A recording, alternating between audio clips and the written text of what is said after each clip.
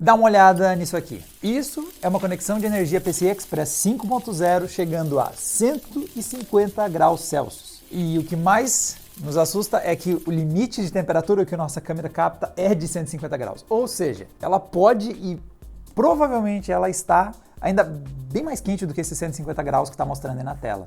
Tá pegando fogo, bicho!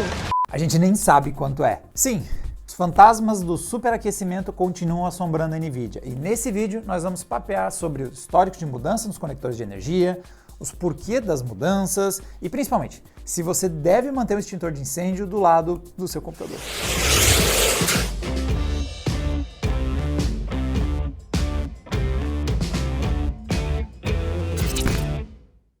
Para você não perder nenhum dos conteúdos relevantes que a gente faz aqui no Adrena, acessa esse código QR que está aí na tela. Ele te coloca em nossos grupos, onde jogamos não só as notícias, mas também artigos e vídeos relevantes que a gente produz aqui.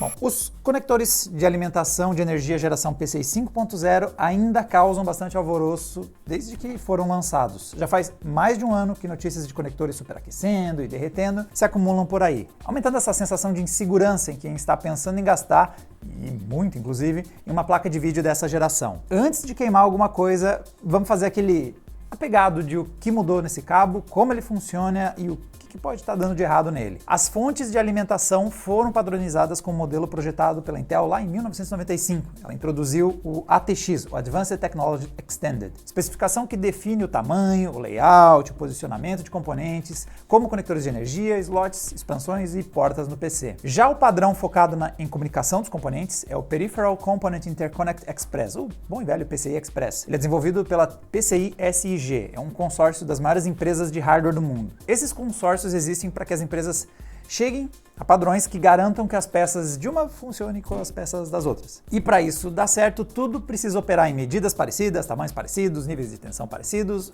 bem combinadinho, todo mundo encaixa em todo mundo.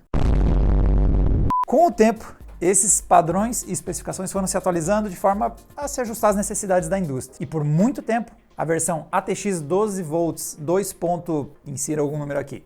Tem uma porrada de revisões. Dominou completamente as fontes desde a sua criação em 2003 e começou a haver uma concorrência só em 2022 com a chegada do ATX 3.0, que é basicamente o assunto desse vídeo. Essa nova versão permitiu com que a NVIDIA, no mesmo ano, trouxesse o famigerado conector 12VHPWR. Tem um monte de letra ali, às vezes eu só jogo várias e torço para o Google corrigir. Ou, um jeito mais fácil de lembrar, é o 12 volts High Power, que tem 16 pinos, sendo 12 deles de alimentação, com capacidade de fornecer até 600 watts de energia, e 4 pinos para troca de informações das fontes com a placa de vídeo. Esse é o conector que estreia com o lançamento da RTX 3090 Ti, a última lançada na série RTX 30. A mudança foi feita para acompanhar o aumento de energia que as GPUs futuras iriam exigir, em especial a série 40 e agora a série 50. Foram introduzidas placas de 450 watts, como era o caso da 3090 Ti, na saideira aí das RTX 30, e iria chegar até os 600 watts com o lançamento da RTX 5090. Com o nível de exigência das placas de vídeo subindo, melhor investir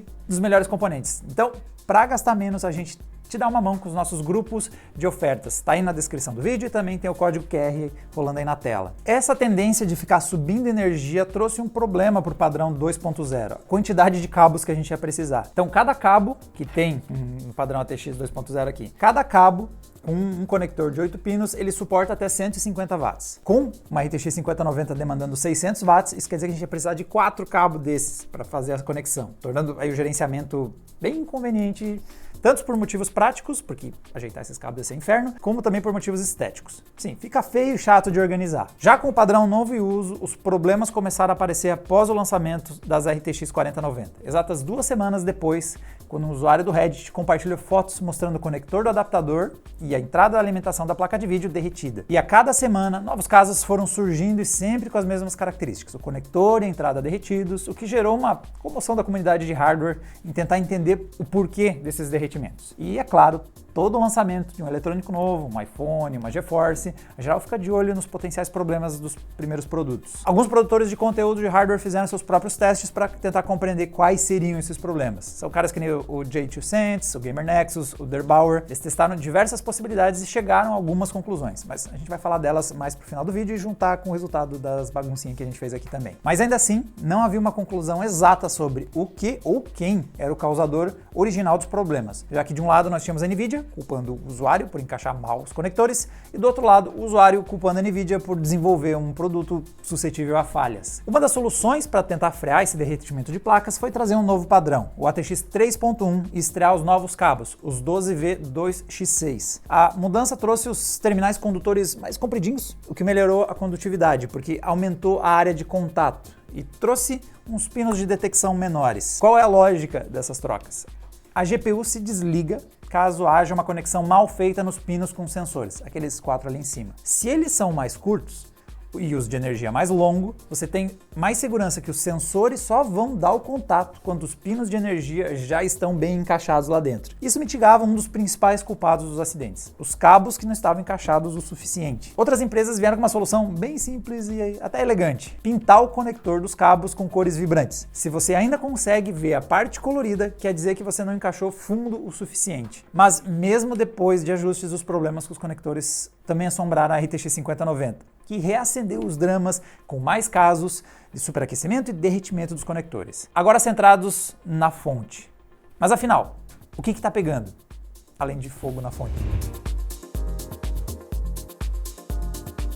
Para entender de vez essa situação, bora analisar o resultado dos youtubers que citamos anteriormente e comparar com os testes que a gente fez aqui no Adreno. E bom, a situação para essa nova geração de cabos e conectores não é nada boa, já que o principal problema, que tem sido encontrado na maioria dos testes, ele está diretamente relacionado ao padrão e design estabelecido pelas empresas. A galera concluiu que o padrão trouxe inúmeros casos de cabos e conectores com pinos soltos ou irregulares, trazendo uma distribuição elétrica desigual pelos 12 cabos de energia. Isso faz com que o sistema puxe mais energia para compensar as perdas nos outros cabos, o que causa, por conta disso, também um aumento das temperaturas. Só que esse aumento de temperaturas, ele prejudica mais a distribuição elétrica, já que o aumento causa, em diversos materiais, uma redução da condutividade deles, criando um loop de mais energia e mais temperatura, danificando o sistema que já estava meio capenga. E é justamente desses casos que surgem as imagens de cabos conectores e entradas derretidos. Para passar mais energia, o cabo esquenta. Isso reduz a condutividade dele, então ele precisa passar ainda mais energia para compensar a perda por causa da redução da condutividade, que aumenta mais a temperatura, e aí o cabo esquenta mais. E aí reduz a condutividade de novo, e aumenta mais a necessidade de energia. E assim vai indo até você começar a sentir um cheirinho de queimado. Bom, para os nossos testes, o que a gente usou? Nós usamos a nossa bancada de testes de placas de vídeo. Ela é baseada em uma placa-mãe da MSI MPG, a X870 Carbon. O processador é o Ryzen 7 9800X3D, duas memórias da Corsair de 32 GB, um total de 64, e a fonte é uma fonte Corsair RM1200X. A placa de vídeo é a Zotac RTX 5090 Amp Extreme Infinity. Resumindo, se queimar vai dar caro. Qualquer coisa que queima. Não tem nada barato, em tudo que eu listei não tem nada barato. Mas vamos lá. Para estressar as placas, nós rodamos os testes do Nomad, do 3D Mark, que coloca esses hardwares em altíssima carga. Nós testamos usar o próprio cabo 12V High Power da Corsair, né? Então não ficar usando adaptadores, ligar já certinho no cabo correto. E a gente também tentou usar o adaptador, que costuma vir com a placa, né? O adaptador ATX 3.1, tem a conexão nova aqui, e aquela adaptação para você conseguir ligar os cabos anteriores, né? Na tecnologia ATX 2.0, fazendo essa adaptação aqui. Começando pelo cenário mais adequado, né? Que é usar o cabo 12V High Power sem adaptadores, mesmo sob estresse, não vimos sinais de problema, mesmo com vários encaixes e desencaixes que a gente fez do cabo. O que deu para ver foi um nível de aquecimento, que chegou a uns 80 graus no cabo, bem perto ali da região do conector. Isso é alto, mas em teoria não é um problema. O cabo tem uma temperatura máxima de operação de 120 graus, ou seja, ele ainda está operando com uma certa folga dentro das suas especificações de operação, mas já nos mostra como problemas, como dobrar indevidamente o cabo ou fazer um encaixe mal feito pode ser o primeiro passo para problemas graves. Bom, se com o cabo correto para fazer isso a coisa já parece um pouquinho crítica, nos desejem sorte, nós vamos para os testes com os adaptadores. Primeiro nós colocamos 4 cabos, um para cada conexão ATX 2.0 no adaptador, então o cenário ideal, e aqui tudo transcorreu normal. As temperaturas, nós não tivemos nenhuma temperatura estranha em nenhum ponto do sistema. Mas aqui vem um problema que a galera nem sempre se atenta. É comum os cabos ATX 2.0 trazerem um segundo conector de 8 pinos. Então tem aqui ó, um de 8 pinos, mas vem um segundo conector aqui. Ele é o famoso rabicho. essa parte adicional, um segundo conector de 8 pinos no mesmo cabo. O ideal é que você evite o uso desse rabicho. Ele não vai redistribuir a energia para mais conexões lá na sua fonte. Continua sendo somente uma para os 2 pinos. Mas não é todo mundo que se atenta a esse detalhe aqui. Então, nós escalonamos isso. Primeiro a gente usou o adaptador com 3 cabos, ou seja, nós temos um deles precisando usar o rabicho, para a gente conseguir ter as 4 conexões de 8 pinos. Novamente, o aquecimento não pareceu ser excessivo em nenhum dos cabos ou conexões nesse arranjo. E agora a gente chegou ao ponto crítico do vídeo que a gente mostrou lá na abertura.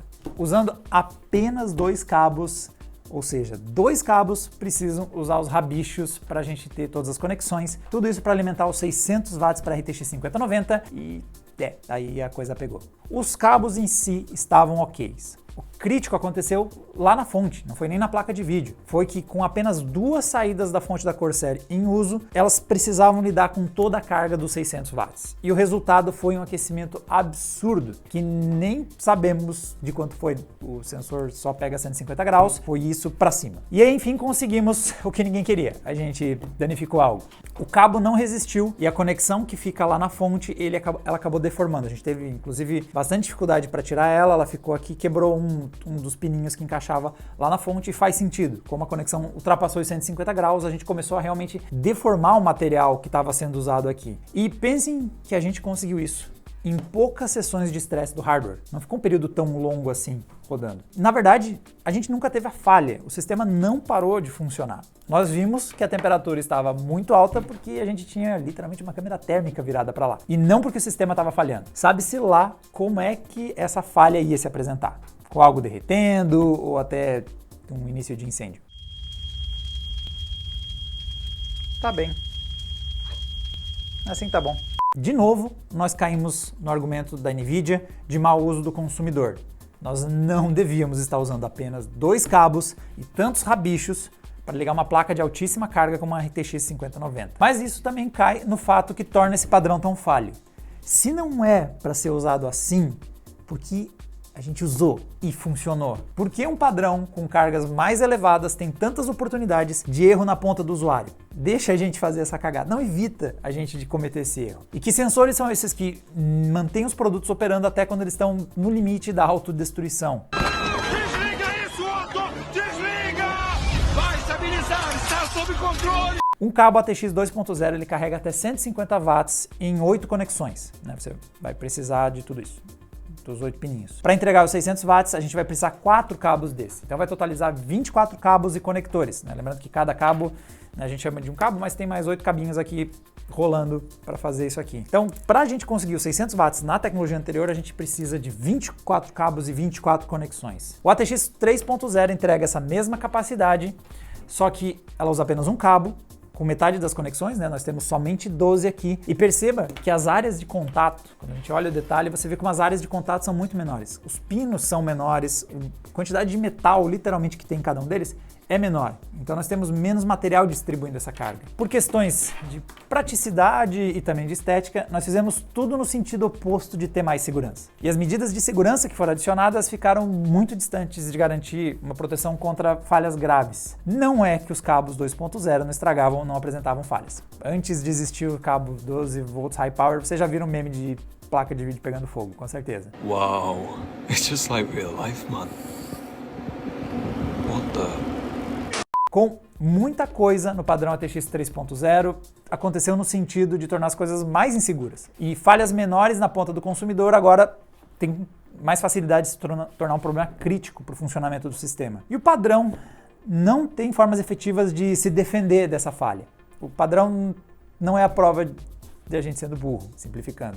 E um dos motivos é que o padrão 12 volts high power termina unindo a alimentação de todos os 12 cabos em um único resistor de derivação, ou como vocês vão ver mais quando verem conteúdos em inglês, o Shunt Resistor. Em placas anteriores, como a série RTX 30, nós tínhamos um resistor de derivação por cabo, então a placa podia medir a corrente de cada um dos cabos individualmente. Nas novas placas, com apenas um resistor de derivação, a placa só sabe que tem energia chegando. Mesmo que esteja acontecendo na distribuição totalmente desproporcional ao longo desses cabos aqui. O Debauer até confirmou isso cortando alguns cabos e vendo que o sistema simplesmente não para de funcionar, ou sequer reporta que tem um problema acontecendo para o usuário. E não tem como, não há nenhum sensor ou recurso de segurança que vá detectar essa falha. Mas, na verdade, tem sim uma exceção, que são alguns produtos entusiastas da ASUS, como é o caso da RTX 5090 Astral. A ASUS colocou nesses produtos um conjunto maior de resistores e eles reportam para o software da empresa qual é a intensidade de corrente que está passando em cada um dos cabos. E apesar de não ter nenhuma forma do software fazer um rebalanceamento quando está passando energia insuficiente por algum deles, ao menos ele consegue apitar para o usuário que tem algo estranho acontecendo se um cabo está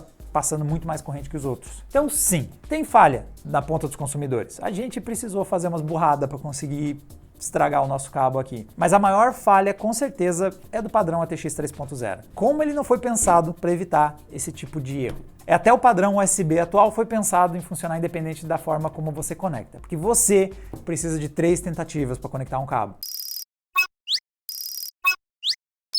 E a questão do cabo também se relaciona com outro problema: a falta de evolução tecnológica recente. As GeForce RTX 50 têm pouco ganho de performance sobre as antecessoras, e o pouco que elas vêm conseguindo, em muitos casos, foi aumentando o tamanho do chip e aumentando o consumo de energia dele, em um nível que nós já temos as placas usando todos os 600 watts que esse novo cabo tem para oferecer. E agora? Para onde a gente vai? Agora a gente está numa situação difícil, já que muitos produtos no mercado já são feitos nesse padrão. Migrar de padrões não é algo que acontece do dia para a noite, assim como você deve ter se irritado quando teve que comprar um adaptador USB tipo C para sair do USB tipo A que estava todo mundo usando. Transições dão trabalho. Então o que nos resta é usar o ATX 3.0 sabendo que ele tem riscos. O primeiro deles é totalmente proporcional à potência da placa. A gente testou com uma RTX 4090 e a gente não teve os problemas que tivemos com a RTX 5090. Mesmo usando ali menos cabos, usando apenas 2 cabos e os rabichos deles, a 4090 não apresentou o problema que a 5090 apresentou. Então, o seu cuidado tem que ser muito proporcional à potência da placa de vídeo que você está usando. Quanto mais carga vai passar por esse sistema, mais cuidadoso você precisa ser. Outra coisa que você tem que ficar de olho é os contatos. Sempre tenha certeza que todas as conexões estão feitas até o final. E também muito cuidado para não dobrar o cabo. Evite que, por exemplo, forçar ele muito numa lateral. Se você tiver alguma coisa que precise fazer esse movimento, já tem cabos específicos que já tem a terminação no formato L para, por exemplo, não ficar forçando contra a lateral do gabinete e, claro, criar muito problema se você forçar em algum ponto aqui do cabo. E também evite ao máximo adaptadores e muitas emendas ao longo do caminho. A gente nunca recomenda ficar usando essas coisas, mas mais que nunca evite estar usando uma placa de vídeo de alta carga. Outra coisa para ficar de olho é que até dentro dos conectores podem existir falhas. Alguns modelos de fonte podem ter um pouco de folga nos encaixes metálicos ali dentro do conector. Então isso é outra coisa para você cuidar.